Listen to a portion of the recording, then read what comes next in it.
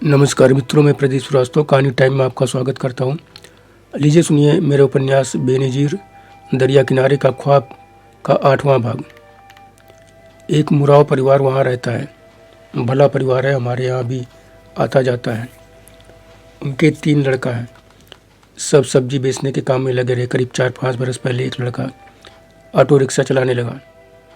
Auto rickshaw चलाते हुए 6-7 महीना ही बीता होगा कि एक दिन एक कोरियन लड़की टूरिस्ट उसे मिली। दिन भर के लिए उसे बुक कर लिया।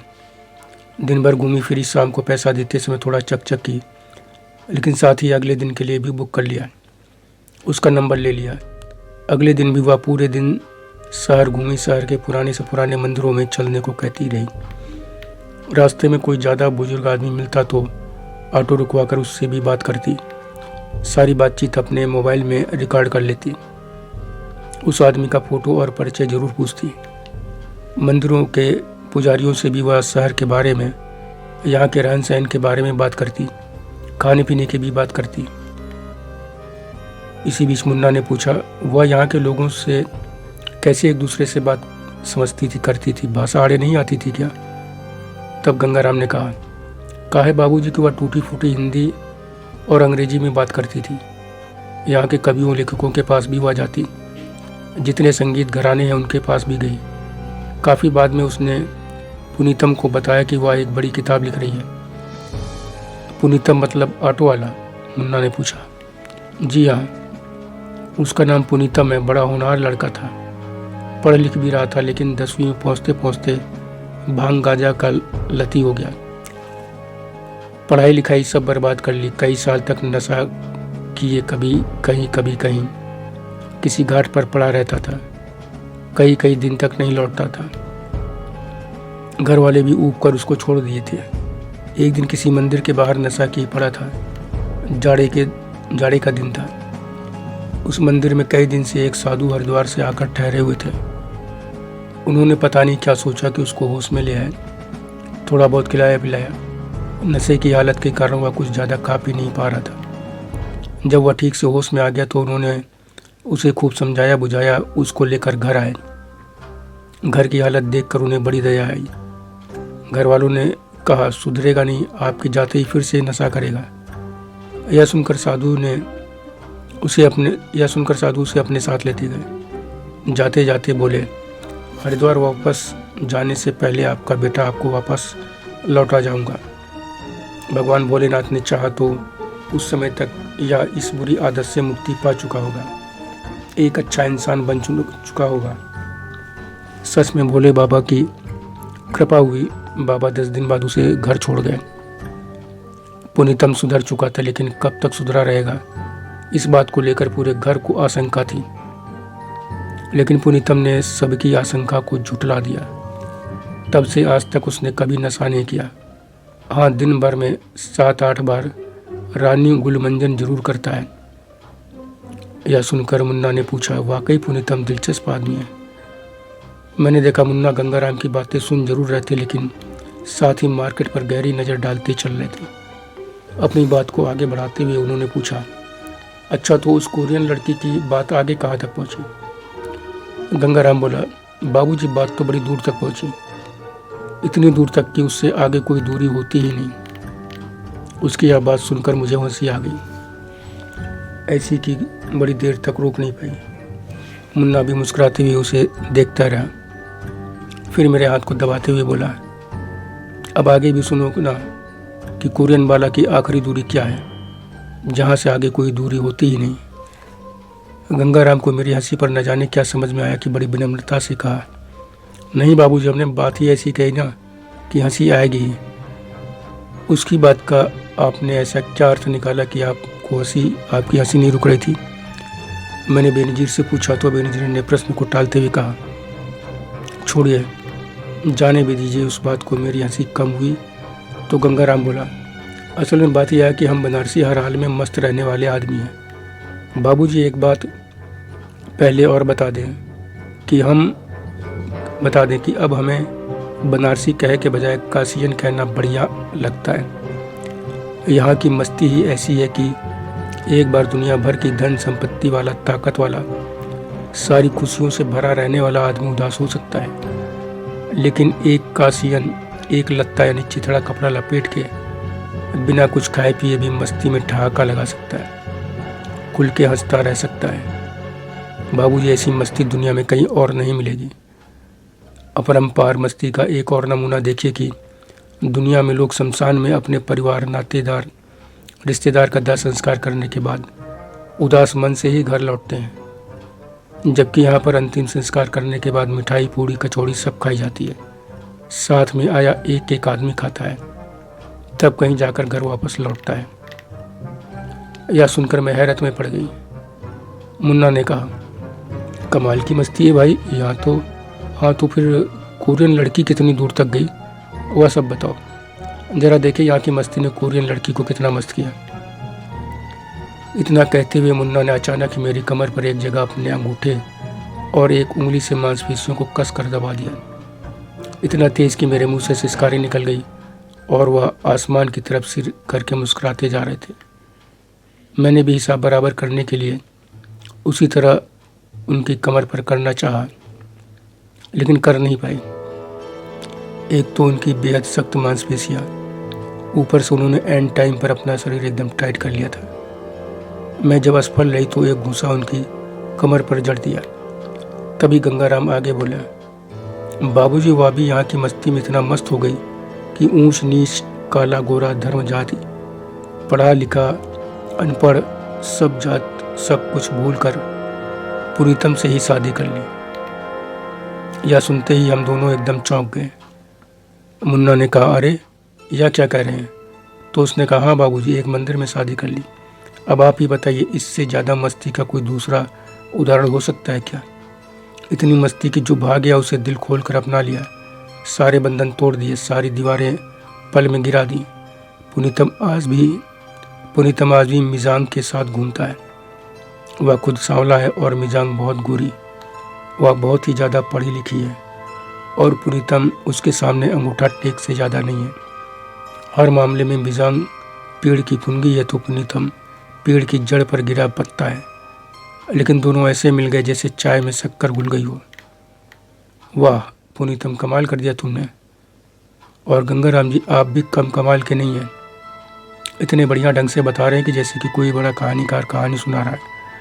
आपकी मस्ती भी कमाल की है, लेकिन यह बताइए कि पुनीतम ने कोरियन लड़की मिजांग से शादी कर ली, इससे उसके घर वालों को एतराज़ नहीं हुआ? मिजांग को उन्होंने अपनी बहू माना कि नहीं? यह सुनकर गंगाराम बोले, बाबूजी, क्या है कि बहुत सी बातों में हम लोग थोड़ा पिछड़ा लोग हैं। कुछ मामलों में हमारी सोच दुनिया से उल्टा या फिर थोड़ा पीछे पीछे चलती है। अरे जब आज के लड़का लड़की मानने वाला नहीं है, अपने मन का करना ही उनको है, तो करने दीजिए। पहले से ही उनकी बात मान लेने में कौन सी खराबी है? लेकिन नहीं, पहले दुनिया भर के ठंगन करेंगे, नाग नुकुर करेंगे। जब देखेंगे कि लड़का लड़की ने ठेंगे पर रख दिया है और छोड़कर जाने वाले हैं, तब मुंह निपोर के मान जाएंगे। पुनीतम के साथ भी यही हुआ, लेकिन तब तक बहुत देर हो चुकी थी। दोनों शादी वादी की रस्म को पूरी किए बिना ही किराए के मकान में साथ रहने लगे। मिजांग कभी कभी बिंदी लगा लेती है, कभी सलवार कुर्ता, नहीं तो हमेशा जीन्स और बाकटी जबला टी शर्ट पहनती है। बहुत दिन तक पुनीतम के घर वालों ने उससे बात ही नहीं की। पूरा घर उसको देखकर मुंह फुला लेता था, मुंह फेर लेता था। इसी चिंता में सब झुराए जा रहे थे कि मोहल्ले में नाक कट गई, लेकिन मोहल्ले वाले तो कुछ और ही सोचे रहे थे। पीछे पड़ गए कि पहले तुम दावत दो, बेवजह लड़का बहुरिया को बहरियाए हुए हो, यह सब बहानेबाजी नहीं चलेगी। पूरा मोहल्ला इतना पीछे पड़ा कि मजबूर होकर बोले, ठीक है, हम दावत दे देंगे, लेकिन यह बताओ अगर वह दोनों ही दावत में नहीं आए तो? लेकिन मोहल्ले वाले ना माने तो ना माने। कई जने बोले कि उन दोनों को लाने की जिम्मेदारी हमारी है। आखिरी दावत देनी पड़ी। लोग भी बड़े चतुर निकले, दोनों को घेर लिया। खैर लड़के ने माँ बाप का मान रख लिया और दोनों आए। लोगों ने उनको अच्छी तरह संभाला हुआ था। उनकी सलाह पर ही पुनीतम मिजांग को बनारसी साड़ी में पूरे 16 श्रृंगार ब्यूटी पार्लर से करा कर ले आया था। मिजांग गजब की सुंदर लग रही थी। पुनीतम भी एकदम अलग तरह से सजा था। मैरून रंग का कुर्ता और पीले रंग की धोती पहनी थी, जिसका किनारा गहरे मैरून रंग का था, और चमड़े का आधा कटा वाला जूता। वह बहुत जच रहा था। पूरा मोहल्ला दोनों को देखने के लिए उमड़ पड़ा। घर वाले भी खुश होकर दोनों को हाथों हाथ लिए। एक बात के लिए तो पूरे मोहल्ले ने पुनीतम की तारीफ की कि उसने मिजांग को इतना सिखाया पढ़ाया था कि एक भारतीय लड़की की तरह उसने सास ससुर सबके पैर छुए। एक रात दोनों घर पर रहकर अगले दिन फिर अपने ठिकाने पर चले गए। अब दोनों का आना जाना लगा रहता है, लेकिन अब एक दूसरी बात ने तनाव पैदा किया हुआ है। सास ससुर ने बच्चे के लिए कहा तो मिजांग ने साफ कहा कि वह बच्चे पैदा नहीं करेगी, इससे उसके काम में बाधा पड़ेगी। इसके अलावा उसका शरीर खराब हो जाएगा, जब ज़रूरत होगी तो कोई बच्चा गोद ले लेगी। आखिरकार सास ससुर ने बच्चे की बात ही बंद कर दी, लेकिन तनाव लिए बैठे हैं। अब तो पुनीतम ऑटो छोड़कर मलदैया के पास ही चाय पानी का होटल खोल लिए। मिजांग पहले वाले ही काम पर है, होटल पर भी अक्सर बैठ जाती है। यह सुनकर मुन्ना ने कहा, मानना पड़ेगा गंगाराम, बहुत मस्ती है यहाँ के लोगों में। अच्छा, लल्लापुर अभी और कितनी दूर है? बस 5 मिनट और बाबूजी। तो हम दोनों गए थे कार्यक्रम में भाग लेने, लेकिन पहुँच गए लल्लापुर। हमने बनारसी साड़ी, उसके व्यवसाय आदि के बारे में जानकारी की। यह सब करने में हमें 3 घंटे लग गए। इस बीच गंगाराम हमारे साथ एक रिक्शे वाला गाइड से ज़्यादा दोस्त बनकर रहा। मैं और मुन्ना वहाँ का व्यवसाय कारीगरी देखकर दंग रह गए। वहाँ से जब निकले तो मैंने कहा, यहाँ तो इतना कुछ है कि मेरा तो सिर ही घूम गया। कैसे क्या करा जाएगा, क्या क्या करा जाए? मुन्ना ने कहा, परेशान ना हो, सब हो जाएगा। तुम्हें यह सब बहुत लग रहा है, मगर यह सब कह रहे हैं कि अब पहले वाली बात ही नहीं रही, दुनिया में सब चल रहा है, तो यह भी चले जा रहा है बस। क्या मतलब? मैंने पूछा बेनज़ीर से। तो वह बोली, मतलब कि इस बिज़नेस का पहले वाला क्रेज़ नहीं रहा, मगर फिर भी इतना बड़ा है कि अब भी बहुत कुछ है। इसी के साथ उन्होंने गंगाराम से किसी होटल पर चलने के लिए कहा जिससे खाना पीना हो सके। तो मैंने कहा, यह टाइम खाने का नहीं है, हल्का फुल्का नाश्ता कर लिया जाए तो अच्छा है। तो वह बोले, ठीक कह रही हो, गंगाराम जी ऐसे होटल पर चलिए जहाँ चाय नाश्ता हो सके। वह बोला, ठीक है बाबूजी, यहाँ से थोड़ी दूर पर अपने पुनीतम के होटल पर ले चलते हैं, देखिए कैसे क्या से क्या बन गया है। या बोले, ठीक है चलिए। देखें कोरियन और बनारसी बाबू मिलकर कहाँ तक पहुँचे हैं। बनारसी नहीं बल्कि कोरियन, चो गंगाराम। यह सुनकर मुन्ना हंस दिए, उसको भी हंसी आ गई। यह कहकर मुन्ना हंस दिए, उसको भी हंसी आ गई। हम करीब 20 मिनट के बाद पुनीतम के होटल भोला भंडारी होटल पहुँचे। कुल मिलाकर अच्छा खासा चाय नाश्ते का होटल था। हम अंदर गए, बेंच और मेज़ें लगी थी। 6-7 पुरुष खाने पीने में लगे थे। होटल सादगीपूर्ण लेकिन खूब साफ सफाई वाला था। एक काउंटर पर स्टाइलिश मूंछों वाला अच्छी सेहत का युवक बैठा था। उसने बड़ा सा तिलक लगा रखा था। उसके बगल में ही एक महिला लैपटॉप खोले चश्मा लगाए काम में जुटी थी। मुन्ना और मुझे पुनीतम और मिजांग को पहचानने में देर नहीं लगी। मुन्ना ने गंगाराम को भी बुलाकर चाय नाश्ते के लिए कहा। उसने लगे हाथ हमारा पुनीतम और मिजांग से परिचय भी कराया। वहीं हमने यह एहसास किया कि गंगाराम का पुनीतम के यहाँ से बड़ा करीबी रिश्ता है। हम बड़े आश्चर्य में थे कि मिजांग पुनीतम के साथ शादी का कर बिजनेस भी चला रही है, अपना काम भी कर रही है और लोगों से कैसे रिश्ते बनाना है यह भी जानती है। क्योंकि उसने जिस तरह से गंगाराम और हम दोनों से बात की, वह किसी कुशल मिलनसार व्यवहारिक व्यक्ति के लिए ही संभव था। हमें आश्चर्य इस बात का भी हुआ कि वह बड़ी साफ सुथरी हिंदी बोल रही थी। हम होटल में करीब आधा घंटा रहे और चाय नाश्ता कर वापस आ गए। आते वक्त रात का खाना भी ले आए थे। आकर हमने करीब घंटे भर आराम किया। इसी बीच मुन्ना कार्यक्रम में भाग लेने आए अपने जैसे कई साथियों से बातचीत भी करते रहे। क्या खास हुआ या जानने का प्रयास किया। मैंने भी उन दोनों लड़कियों से बात की जो मथुरा से आई थी। वो मधुबनी शैली की कला को वहाँ कपड़ों में डिजाइन करने की कला की ज़बरदस्त आर्टिस्ट थी और बातचीत में भी बहुत मधुर। एक ही मुलाकात में दोनों मेरे बड़े करीब आ गई थी। वह मेरी कला के साथ साथ अपनी कला मिक्स कर एक नए प्रयोग की कोशिश में थी। हम दोनों बेड पर लेटे लेटे ही बात कर रहे थे। हमें यहाँ आने का कुछ खास फ़ायदा नहीं दिख रहा था। मैं मुन्ना पर डिपेंड थी। मुझे निराश देखकर मुन्ना ने कहा, इतनी चिंता करने की ज़रूरत नहीं है, अभी सब शुरू ही हुआ है। तुम निश्चिंत रहो, मैं यहाँ से कुछ न कुछ बड़ा हासिल करके ही चलूँगा। मगर मैं यकीन नहीं कर पा रही थी, असमंजस में थी। तो मैंने कहा, मगर मैं तो लगता है कि छोटा सा भी हासिल नहीं कर पाऊंगी। तो मुन्ना ने कहा, कैसी बेकार की बातें कर रही हो? मेरा मैं से मतलब होता है दोनों से।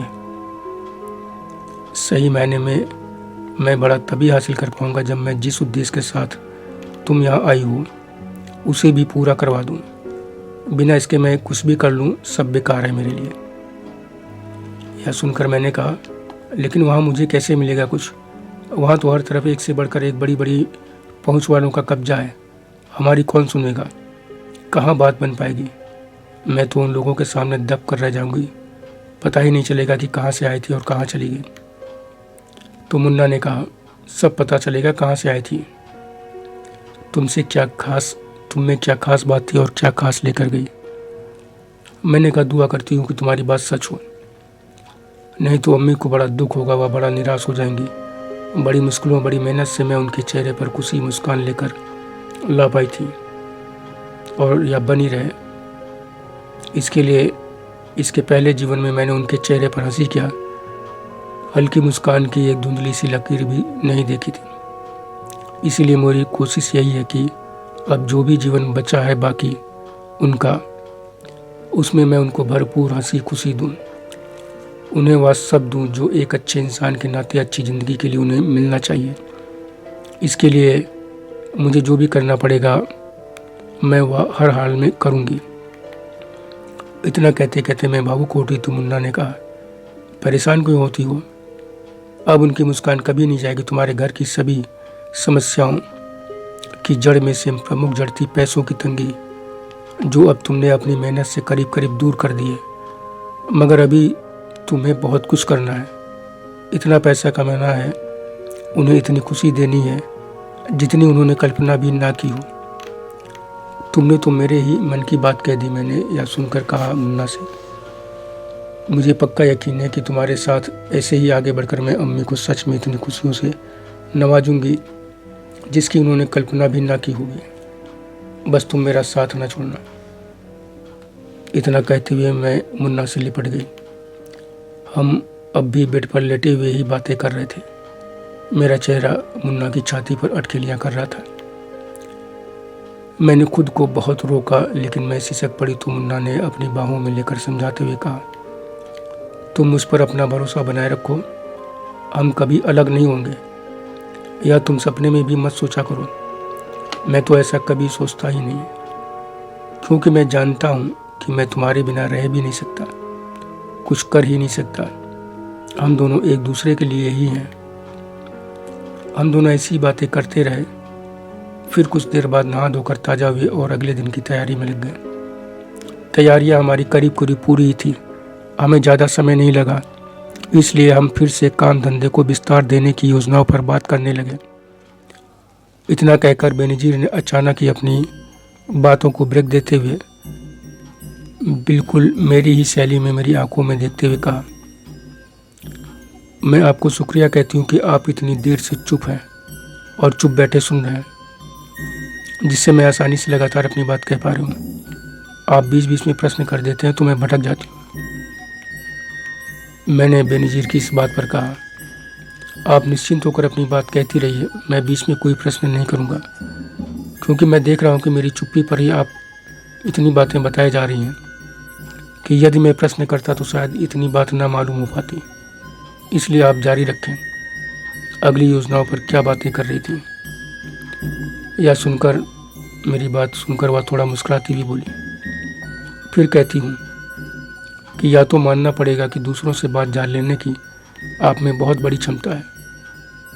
वैसे हम बिजनेस के विस्तार को लेकर चर्चा कर रहे थे।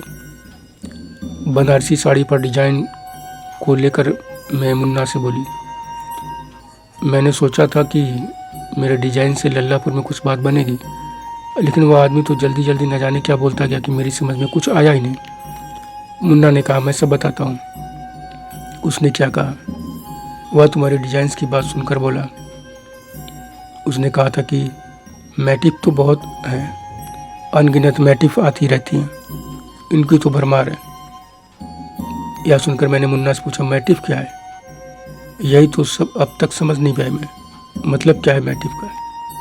तो मुन्ना ने कहा, मतलब होता है डिज़ाइन। उसका कहना था कि कितनी तो डिज़ाइनें आती रहती हैं, लेकिन कस्टमर के बीच ज़्यादा मांग पारिवारिक डिज़ाइनों की है। उनमें भी ज़्यादातर जाल, जंगल, कोनिया, झालर, बूटी बूटा की, समझी? मैंने कहा, मतलब कि मेरे लिए कुछ नहीं है? यह सुनकर मुन्ना ने कहा, बहुत कुछ है तुम्हारे लिए। उसका कहना था कि नई डिज़ाइन बहुत आती हैं और तुम ऐसी डिज़ाइन बनाओ जो यहाँ पारंपरिक डिज़ाइनों के बीच अपना स्थान बना सके। काम बहुत कठिन है ज़रूर है, लेकिन असंभव नहीं। जो डिज़ाइन तुमने बनाई है उस समय कुछ साथ में होती तो दिखाकर ज़्यादा समझाया जा सकता था। मैंने कहा, हाँ, लेकिन वहाँ जाना तो पहले से तय था नहीं तो साथ ले चलते। कल फिर चला जाए क्या? मुन्ना ने कहा, अगर कल भी कार्यक्रम में आज जैसा रहा तो ज़रूर चलेंगे, और मदनपुरा भी। गंगाराम कह रहा था कि वहाँ भी बहुत बड़े बड़े पैमाने पर बड़ी बनारसी साड़ियाँ बनती हैं। सुनो, एक काम करो, अपनी जितनी भी डिज़ाइन लाई हो वह सब निकालो, सबकी फ़ोटो मोबाइल में सेव कर लेते हैं, वहाँ दिखाने में आसानी रहेगी। यह सुनकर मैंने कहा, हाँ, यह सही रहेगा। मुन्ना का यह आइडिया मुझे पसंद आया। मैं जितनी डिज़ाइनें ले गई थी, मुन्ना ने मेरे सारे और अपने दोनों ही मोबाइल में सारी फ़ोटो स्टोर की और कहा, यदि कल चलना हुआ तो यह सब ले भी चलना, फ़ोटो से ज़्यादा अच्छा प्रभाव इनका पड़ेगा। तो मैंने कहा, फ़ोटो बेकारी खींची? तो वह बोला, नहीं, अचानक ही आज जैसी कोई स्थिति आने पर मोबाइल काम आ गया। मैंने कहा, ठीक है, अब जितनी डिज़ाइन बनाऊंगी सबकी तुरंत फ़ोटो भी खींच लिया करूंगी। वह बोले, बिल्कुल, यहाँ से लौटने पर और जितनी घर पर रखी हूँ उनकी भी तुम्हारी प्रोफाइल बनवा दूंगा। तुम्हारे काम की सारी डिटेल्स के साथ ही साथ सारी डिज़ाइंस भी उनमें होंगी, उन्हें कैटेगराइज भी करा दूंगा। यह सब टेबलेट में भी रहेगा, जिससे किसी के सामने अच्छे से प्रेजेंटेशन दिया जा सके। मैंने पूछा, प्रोफाइल मतलब? तो मुन्ना ने समझाया, प्रोफाइल मतलब तुम्हारे काम का पूरा ब्यौरा इस ढंग से दिया गया होगा कि किसी को आसानी से दिखाया जा सके। लोगों पर उसका अच्छा प्रभाव पड़ेगा, हमारा काम आसान होगा। टेबलेट जानती हो कि नहीं? मैंने कहा, जानती हूँ। तो उसने कहा, ठीक है, चलो अब खाना खाते हैं, 11 बजने वाले हैं, वैसे भी ठंडा ठंडा खाना अच्छा नहीं लगेगा। मैंने कहा, लगेगा। उसने दही, पूड़ी, कचौड़ी, दोनों सब्जी जब पैक की थी तो उसे देखकर ही मैंने सोचा था कि वो ना हो खाना बहुत जायकेदार होगा, पुनीतम के होटल की पकौड़ियाँ चाय की तरह। खाने के बाद हम दोनों बेड पर लेटे लेटे ही टीवी देखते रहे और बातें करते रहे। मैं बोली, मैंने कहा था ना कि खाना जायकेदार होगा। तो मुन्ना ने कहा, गर्म होता तो और भी टेस्टी होता। कल यहाँ जिस तरह का खाना ऑर्गेनाइजर ने सर्व कराया उससे मुझे बड़ी गुस्सा आई। बातें इतनी लंबी लंबी की थी, लेकिन इंतज़ाम थर्ड क्लास का था। दिन में और कई लोग भी यही सारी बातें कर रहे थे। मैंने कल रात खाते समय ही सोच लिया था कि चाय नाश्ता के अलावा अब जब तक यहाँ हूँ तब तक खाना बाहर ही खाएंगे, लेकिन अभी कई दिन ठहरना है। मैं बोली बीच में, रोज़ रोज़ बाहर खाना बहुत महंगा पड़ेगा। तो मुन्ना ने कहा, तो क्या हुआ, हम लोग इतनी मेहनत करते हैं, पैसा कमाते हैं तो अच्छा खाने पीने, रहने, मज़ा लेने के लिए ही ना। अगर यह भी नहीं करेंगे तो फ़ायदा क्या मेहनत करने का, कमाने का। इतना कहते ही बेनज़ीर फिर चुप हो मुझे देखने लगी और मैं उन्हें ऐसा करते हुए देखता रहा। मूर्तिवत तो वह बोली, अब आप बहुत ध्यान से सुनिएगा जो बताने जा रही हूँ। वह आपने सोचा भी नहीं होगा। एक बात और बता दूं कि एक शब्द भी रिपीट नहीं कराइएगा, क्योंकि मैं हरगिज रिपीट नहीं करूँगी। यह कहकर वह हा हा करके बहुत ही तेजी से हंसी। मैं समझ गया कि यह कुछ ज़्यादा ही धमाकेदार बात बताने वाली है। मैंने कहा, आप निश्चिंत होकर बताइए, एक शब्द तो क्या, एक अक्षर भी दोबारा नहीं पूछूंगा, आप बताइए। यह सुनने के बाद बेनज़ीर बोली, तो हुआ क्या कि अपनी यह बात पूरी करते करते मुन्ना ने शैतानी शुरू कर दी। तो मैंने कहा, अरे अब यह क्या कर रहे हो? वह बोले, काम करने के बाद अगला स्टेप मजा करने का आता है, वही कर रहा हूँ। यह कहते हुए उन्होंने मेरी खुद की बनाई हुई स्टाइलिश गाउन की स्ट्रिप खोल दी और कुछ ऐसी हरकत की कि मेरे मुंह से जैसे अपने आप ही बहुत ही सेक्सी आवाज़ में निकल गया, अकेले ही सारा मजा ना लूट लेना। तो मुन्ना ने कहा, आज तक ऐसा हुआ है क्या? मुन्ना ने बहुत ही आक्रामक अंदाज में सक्रिय होते हुए कहा। उसकी सक्रियता से मैं कसमसाते हुए बोली, अब इधर आओ, मुझे गुदगुदी लग रही है। मैं अपने दोनों हाथ नीचे पेट के पास मुन्ना के सिर रखे उसके बालों को मसाज करने की स्टाइल में चलाते हुए बोली। तो उन्होंने गहरी सांस लेते हुए कहा, बस थोड़ी गुदगुदी और लगने दो, फिर ऊपर ही आता हूँ। वह मेरे पेट पर चेहरे से बिल्कुल वैसी ही हरकतें कर रहे थे जैसी दक्षिण भारतीय फिल्मों के नायक नायिका के साथ करते हैं, और मैं उन्हीं नायिकाओं की तरह कसमसा सी रही थी। मुन्ना ने इसी उठापटक के बीच अपने और मेरे कपड़े निकालकर बेड के किनारे सेंटर टेबल पर डाल दिया, और इसी के साथ बेड पर बहुत बड़ा तूफान जोर शोर से उठ खड़ा हुआ। इतना तेज कि बेड सहित कमरे की हर चीज ही नहीं, कमरा भी थरथरा उठा। यह तूफान जितनी तेज आया था उतनी ही तेज गया नहीं, बल्कि मंद मंद चलती हवा की तरह बड़ी देर में गुजरा। जब गुजर गया तो हम दोनों बेड पर बड़ी देर तक पड़े रहे। मुन्ना के बदन पर जगह जगह पसीने की बूंदें चमक रही थी। मेरी छातियों पर सिर रखे हुआ तिरछा लेटे हुए थे। मैं एक हाथ से उसके सिर को सहलाए जा रही थी। तूफान गुजर जाने के बाद हम दोनों को बड़े जोरों की नींद आ गई और हम सो गए, एकदम निढाल होकर, अस्त व्यस्त आड़ी तिरछे ही से। बात पूरी कर बेनज़ीर मुझे सवालिया नज़रों से देखने लगी। मैं बिल्कुल शांत सोचने लगा। कुछ भी रिपीट कराने का तो कोई चांस छोड़ा ही नहीं था उन्होंने। सच कहूँ तो मैंने उनसे बात करने से पहले ही यह सोचा ही नहीं था कि वह अपनी पर्सनल लाइफ के बारे में इतनी सहजता से खुलकर A to Z वर्णन करेंगी। हिंदी बेल्ट के किसी भी व्यक्ति व भी किसी महिला से तो यह उम्मीद कदापि नहीं की जा सकती, लेकिन वह लगातार किए जा रही थी, इसलिए मुझे तारीफ करने में भी संकोच नहीं हो रहा था। मैंने कहा, मार्वलस, आप जिस तरह से जैसी जैसी बातें बता रही हो उसे देखते हुए मैं पूरे दावे के साथ कहता हूँ कि जब यह बातें नॉवेल के रूप में आएंगी तो पाठक हाथों हाथ लेगा और इसका श्रेय आपकी इस नरेशन आर्ट को जाएगा। लेकिन फिलहाल कॉफ़ी स्नैक्स का एक और दौर होना चाहिए। मेरी बात सुनते ही बेनज़ीर ने यह कहा। तो मैंने कहा, जी हाँ ज़रूर, तब आप और फ्रेश मूड में और बेहतर बताएंगे। तो वह हंसती हुई बोली, और आप बेहतर सुन पाएंगे। यह कहकर वह खिलखिला कर हंसी, फिर नौकर के लिए घंटी बजाकर बोली। अगले दिन भी हमें कार्यक्रम में निराशा ही हाथ लगी। सब कुछ था तो बड़े भव्य स्तर पर, लेकिन हम अपने को उन सब के लिए अनफिट पा रहे थे। इसलिए दोपहर होते होते वहाँ से निकल लिए और मदनपुरा में अपने लिए संभावनाएं तलाशी। फिर एक थिएटर में फिल्म देखी और शाम को गंगैया मैया की दिव्य आरती का भव्य दृश्य देखा। यह बहुत बड़ा अद्भुत दृश्य था। मुन्ना ने सुना जरूर था, लेकिन संयोगवश हमने देखा तो हम चकित रह गए। फिल्म के अलावा बाकी सारे समय गंगाराम हमारा गाइड साथी बना रहा।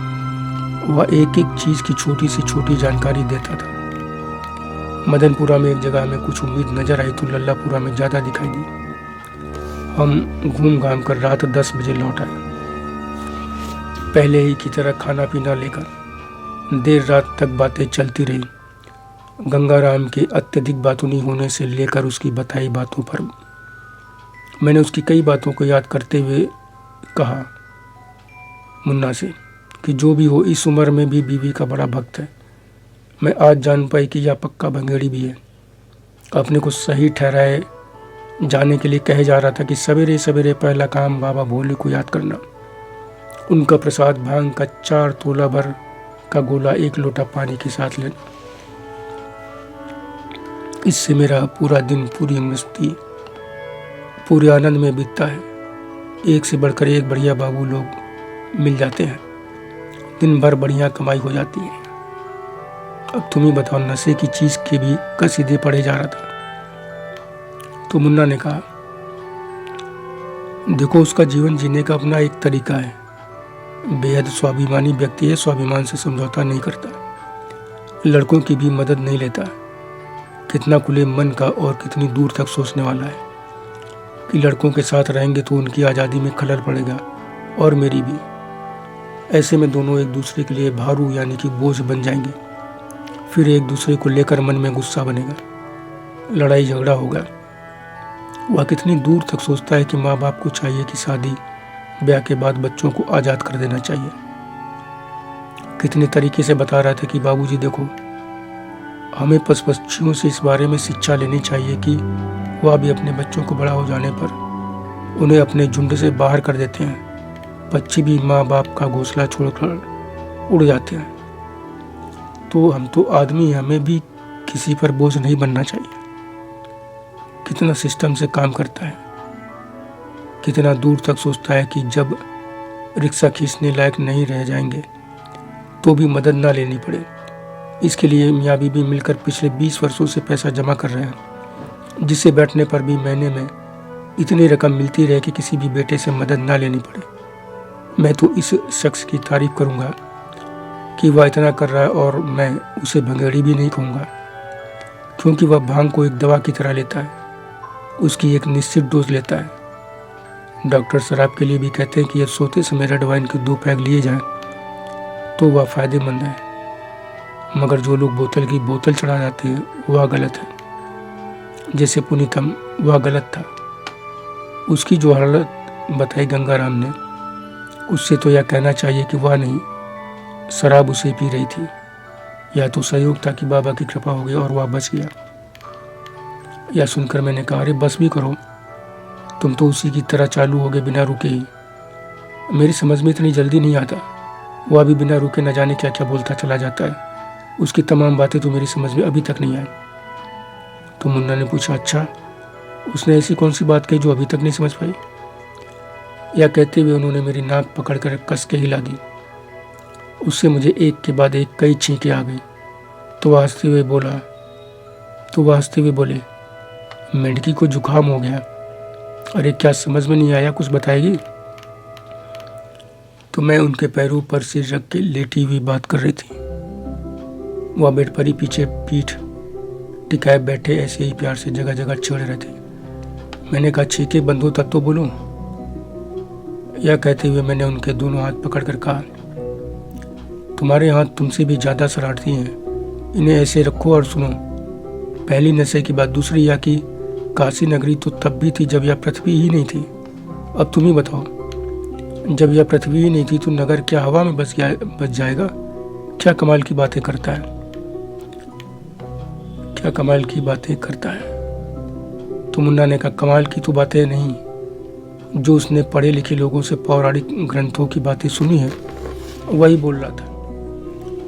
तुमने पूरी बात सुनी नहीं। वह अपने किसी गुरु की बात कह रहा था कि उन्हीं से उसने यह बात सुनी, और वही बता रहा था कि पुरानी बातों में यह बताया गया कि काशी नगरी पहले भगवान शिव जी के त्रिशूल पर बसी थी। पृथ्वी बनी तो शिव जी ने काशी नगरी को यहाँ पृथ्वी पर रख दिया। इसीलिए कहते हैं कि यह नगरी तब भी थी जब यह पृथ्वी भी नहीं थी। उसने यह भी कहा कि बाबूजी, किसी ठेठ खांटी बनारसी से पूछेंगे कि बनारस कहाँ है, तो वो यही कहेगा कि बनारस न आकाश में है, न पाताल में है, न पृथ्वी पर। बनारस तो भगवान शिव के त्रिशूल की नोक पर है। मैं मुन्ना से यह सुनकर बोली, अरे यह कैसे मुमकिन है, यह कैसे मुमकिन हो सकता है? तो वह बोले, बहुत मुश्किल नहीं है इसे समझना, यह अपनी अपनी आस्था की बात है। सुनो, तुम इसको ऐसे समझो जैसे तुम मोहम्मद साहब को पैगंबर मानती हो। अल्लाह से जो भी संदेश उन्हें मिलते थे उन्हें वह लोगों को बताते थे। लोग उन पर विश्वास करते थे क्योंकि उन पर आस्था थी कि अल्लाह ने निश्चित ही उन्हें संदेश दिया है। किसी ने देखा नहीं, लेकिन आस्था के चलते विश्वास है। आज 1400 साल बाद भी उन पर आस्था रखने वाले लोग विश्वास कर रहे हैं। ऐसे ही लोगों का विश्वास है कि भगवान शंकर ने ऐसा किया। उन्होंने अपने त्रिशूल से उतार कर अपनी बनाई काशी नगरी पृथ्वी पर यहाँ रख दी, क्योंकि ग्रंथों में भी ऐसा उल्लेख है। तो विश्वास अटूट और गहरा है। अब बताओ, तुम्हें अब भी कोई शक है? यह सुनकर मैंने कहा, तुम ऐसे समझाओगे तो कहाँ से शक होगा? तो वह बोले, चलो तुम्हारी समझ में तो आया। रही बात नशे की, तो उसे हर ग्रंथ में गलत ही कहा गया है। कुछ नशेड़ियों ने भ्रम फैला रखा है बस। अब थोड़ा काम की बातें करते हैं। अभी तक फ़ायदे का भी एक काम नहीं हो पाया, सिवाय इसके कि दर्जन भर प्लेन साड़ियाँ ले ली हैं, जिस पर अब तुम लखनऊ पहुंचकर अपनी अम्मी से सलाह मशवरा के बाद अपने हुनर को आजमाओगी, कुछ नया प्रेजेंट करोगी। मैंने कहा, सही कह रहे हो, प्रदर्शनी में तो कुछ खास हो ही नहीं पा रहा। तब मुन्ना ने कहा, लेकिन मेरे दिमाग में एक बात आ रही है। अगर तुम साथ दो तो कल ना सिर्फ हम कुछ नया एक्सपेरिमेंट कर पाएंगे, बल्कि काम के आगे बढ़ निकलने की राह भी खुल सकती है। तो मैंने पूछा, ऐसा क्या काम है? जब इतनी दूर आ सकती हूँ तो यहाँ कुछ और कदम आगे बढ़ा लेंगे। अगर उनके न बढ़ाने के कारण काम रुका हुआ है तो, मगर कदम ऐसे बताना जो मैं कर सकूँ। तो वह बोले, मैं वही करूँगा, वही कहूँगा तुमको जो तुम कर सको। तुम वह काम पहले भी कर चुकी हो। मैंने आश्चर्य से पूछा, मैं? हाँ तुम। क्या? मॉडलिंग। तो मैंने आश्चर्य सोचा, अरे मैंने कब मॉडलिंग की? तब मुन्ना ने कहा, तुमने लखनऊ में मॉडलिंग अपने प्रोडक्ट के लिए की है, खुद उन्हें पहनकर फोटो खींचकर सोशल साइट पर लगाया है कि नहीं? यह कहते हुए उन्होंने नाक पकड़कर फिर हिला दी कस के, मगर इस बार ऐसे जैसे किसी बच्चे की। मैंने कहा, प्यार आपके प्रति उनके प्रगाढ़ प्यार की प्रतीक है उनके यह सारे काम। बेनजीर से जब मैंने ये कहा कि प्यार आपके प्रति उनके प्रगाढ़ प्यार के प्रतीक है या उनके यह सारे काम, तो बेनजीर बोली, जी जी, उनके ऐसे इतने काम है कि क्या क्या बताऊं। उन्हें सुन लेंगे तो एक नावल उन्हीं पर तैयार हो जाएगी। फिलहाल तो जो बात छूटी थी उसे आगे बढ़ाती हूँ। मैंने उनसे कहा, हाँ लेकिन यहाँ इसका क्या काम? तो वह बोली, कल इसका बहुत काम है, इसलिए तुम्हें कल यहाँ मॉडलिंग भी करनी है। अपने प्रोडक्ट को पहनकर फैशन शो में रैंप पर चलना है। यह सुनकर मैं एकदम चौंक गई। मैंने कहा, यह क्या कह रहे हो? तुम भी कमाल करते हो। उन छोटे छोटे कपड़ों में पहनकर मैं उन तमाम लोगों के सामने चलूँगी?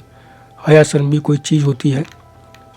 तो मुन्ना बोले, हाँ होती है पगली, इसीलिए तो उन छोटे कपड़ों को पहनकर नहीं, बल्कि उन फुल ड्रेस को जो तुमने डिज़ाइन किए हैं।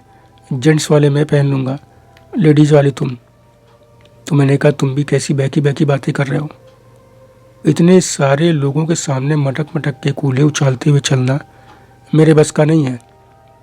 सारा काम बिगड़ जाएगा। फिर मॉडल जिस तरह चलती है उस तरह तो मैं एक कदम भी नहीं चल पाऊंगी, धड़ाम से गिर जाऊंगे। तो मुन्ना ने कहा, देखो, जब तुमने पहली बार खुद ही मॉडलिंग की तो पहले हिम्मत की, तभी तो कदम बढ़ाया। ऐसे ही हिम्मत करो, सब हो जाएगा। मैंने भी पहले कभी नहीं की है, मगर कल करने का पक्का इरादा है। कल कोई प्रॉब्लम ना हो इसलिए अभी रिहर्सल करेंगे। सच कह रहा हूँ कि दिल में ठान लो तो कुछ भी मुश्किल नहीं है।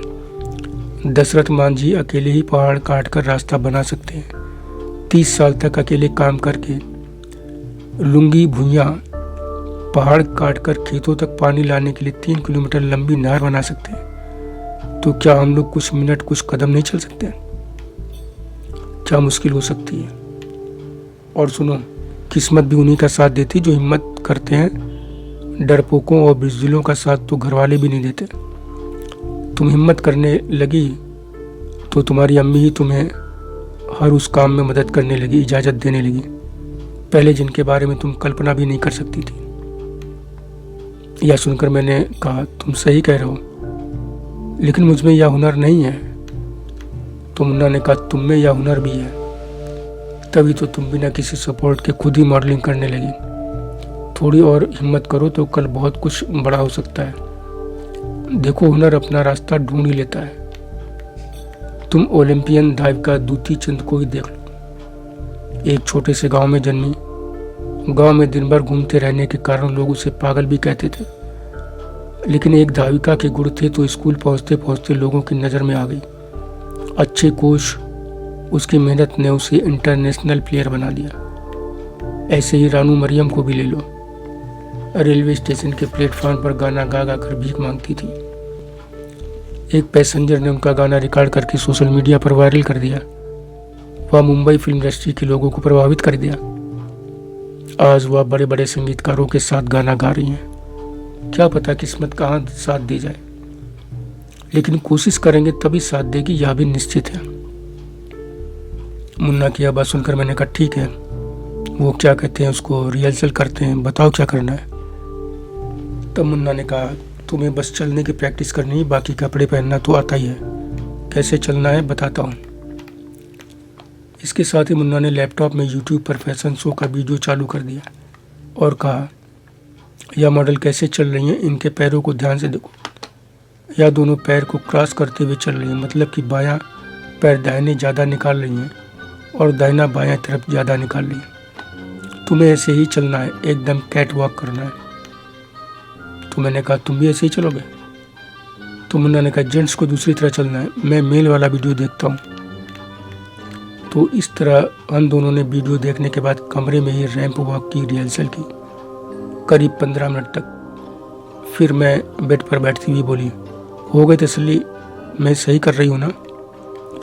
तो मुन्ना ने कहा, चलो ठीक रही, चल तो ठीक रही हो तुम, लेकिन लोगों के सामने चलने के लिए अभी और देर तक रिहर्सल करनी है, उसमें वहाँ जिससे वहाँ कायदे से बिना रुकावट हिचक के किया जा सके। तुम्हें एक बात बताऊँ, मैं एक बार रोहतांग गया था। वहाँ जाने से पहले हरिद्वार, ऋषिकेश, नैनीताल गया। वहाँ पर बहुत से पहाड़ी कुली ऐसे लोगों को सरकंडे से बने एक खास कोच में बैठाकर चढ़ाई चढ़ते हैं जो खुद नहीं चढ़ सकते। अपने से भी वजनी आदमी को पीठ पर लाद कर ऊपर तक ले जाते हैं। यह सुनकर मैंने आश्चर्य से पूछा, अरे एक आदमी को लाद कर कोई पहाड़ पर कैसे चढ़ जाएगा? तो मुन्ना ने कहा, सुनो तो बताता हूँ कैसे चढ़ जाता है।